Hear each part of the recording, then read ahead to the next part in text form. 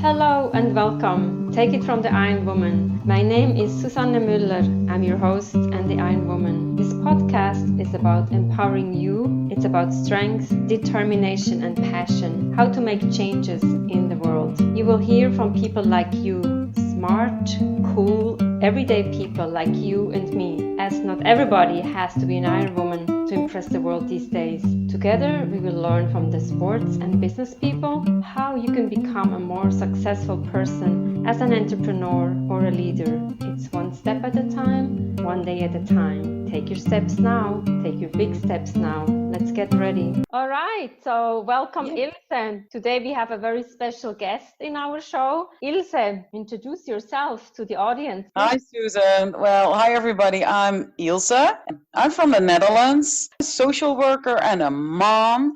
I work for the human trafficking, child abuse, and domestic violence hotline as a researcher and a coordinator here in the south of the Netherlands. I work 3 days a week, and next to that, I'm a mom of 2 boys. That sounds like a very busy person. So tell us, how did you get to where you are today? It seems like there were many pivotal moments and many exciting experiences that you went through. That's true. Well, I think I did a lot, but what was one of the big pivotal moments when I moved to New York City in 2012 with my husband for his job, and it was one blank page because I left my job, left my own house, and really need to start from scratch. But I think then you have a choice to say, okay, let's see what my husband does and what will come on my path, or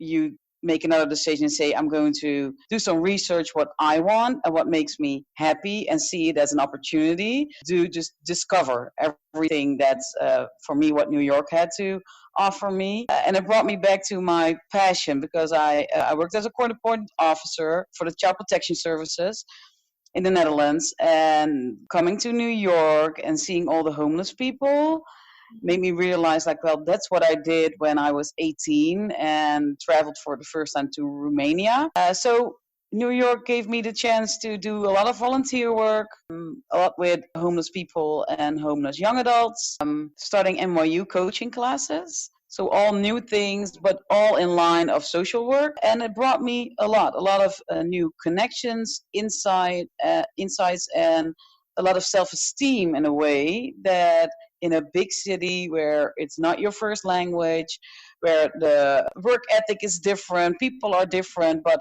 one way we're all the same. And if you do what you love, things will come. I believe in that. Things will come on your path. Wow, that sounds exciting. And coming from a smaller country to the big city in New York, finding your passion is really amazing. Then how did you start everything? You said you started with a blank page. Well, I think because New York is a big city and nobody will really offer you a thing if they don't know you. So I really started in New York. At least I started with volunteer work, and that's what I said. When you find your passion, people will see it. So people will ask you like, hey, this is.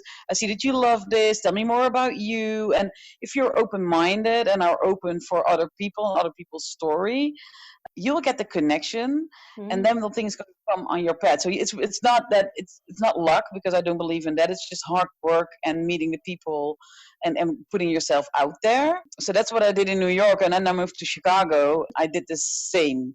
And then I found a job for a social work company as a manager, and it was really fun. It was really nice, and I learned a lot about different kind of things, and also about is management something for me or not. So also another big change moment, and that all I brought back when I moved back to the Netherlands after almost 5 years. The Netherlands, my old company, offered me a job, and the easiest thing to say was, okay, yeah, let's do that. I know the drill. I know everybody. I know it's safe. But I already knew that when I left the Netherlands, I had so many dreams that it would be an easy way to come back and say, yeah, okay, I take the job. So I didn't, and found another job. So you have been back already 3 years? Is that such a long time? Yeah, already 3 years. That's a long. Yeah, time flies. So it seems like you almost took on the challenge not to go back into what is your comfort zone, but to take on a new challenge, to discover, to use your words, right? Yeah. That's correct. Yeah, to discover, and I think getting out of your comfort zone will show you different sides of you and different side of the world. Because if you stay on that 1 square meter that's safe, you always run around in circles that you feel comfortable with, and that's fine. That's really fine. If it works for you, just do it. For me, there's always some kind of something, we say it in the Netherlands, we say itching, like, okay, there's more, there is more, but then you have to discover what is what you like and also what you feel good. And that's sometimes a challenge and a puzzle. And then I know you have 2 kids now. When we met, you didn't have kids. So how is that, like juggling everything? So, I sometimes say, like, when I'm at work, I'm the most relaxed because I don't have to think about, oh, do they have food? Do they have the attention? Do they get what they need?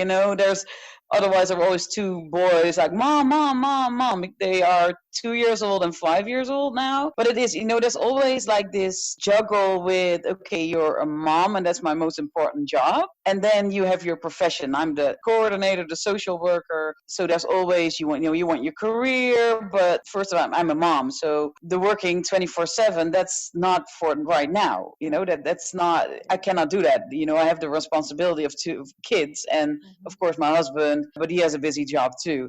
So it's always like, okay, what do you do when? And then, of course, I think a lot of moms and also dads juggle with it. Okay, you want to be a good parent, a good partner, a good friend, a good employee. You want to be everything and you have to find a balance. And I think that's a nonstop juggle. Yeah. It's not always easy, but, kids getting older, we will get there.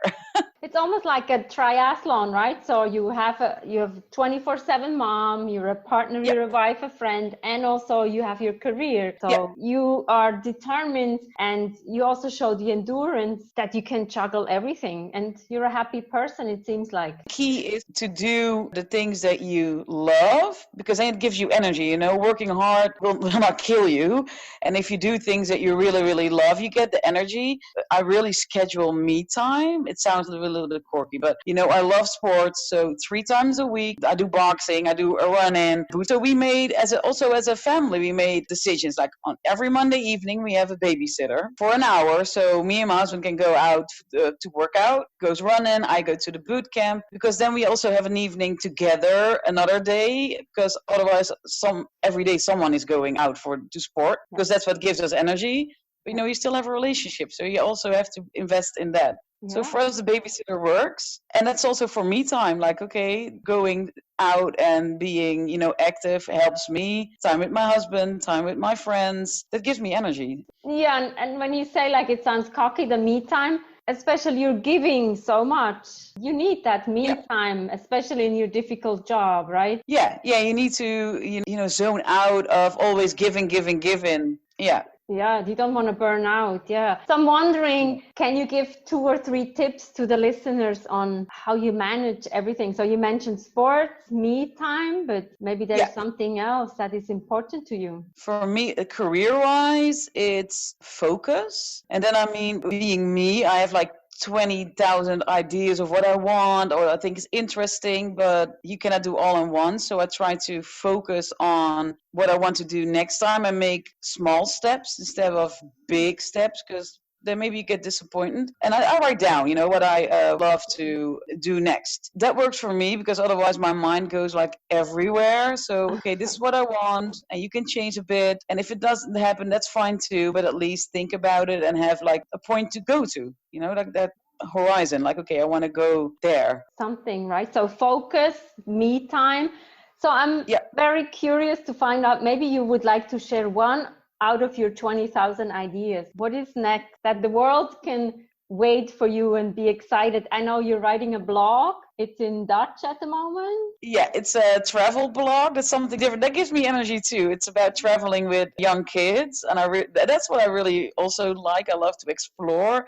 Uh-huh. like new coffee shops, new restaurants, new travel things. But I think work-wise, I'm very busy with human trafficking here in the Netherlands. And I would love to the company that I work for that we are on top of our game with the knowledge and being on the market. They give me the freedom to do that right now. So just like today, we were in this big provincial meeting, so with the whole south of the Netherlands, to talk about how we can help victims of human trafficking, but also to disturb the traffickers, of what we can do, with the police and everything. And for me now, I'm probably got promoted to coordinator, so that is my next step, to take that role and fulfill that, in a good way, so that we can really help and get organized in that. That's really exciting. Wow. I'm Yes. sure we can talk on and on about human trafficking, right?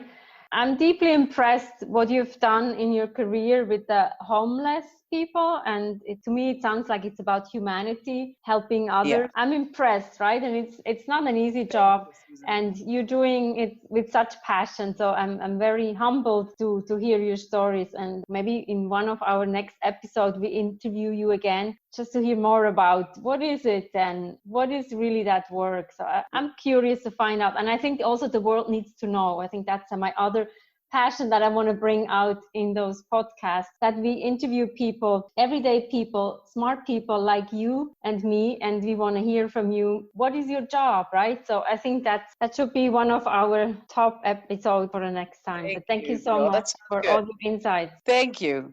Good luck.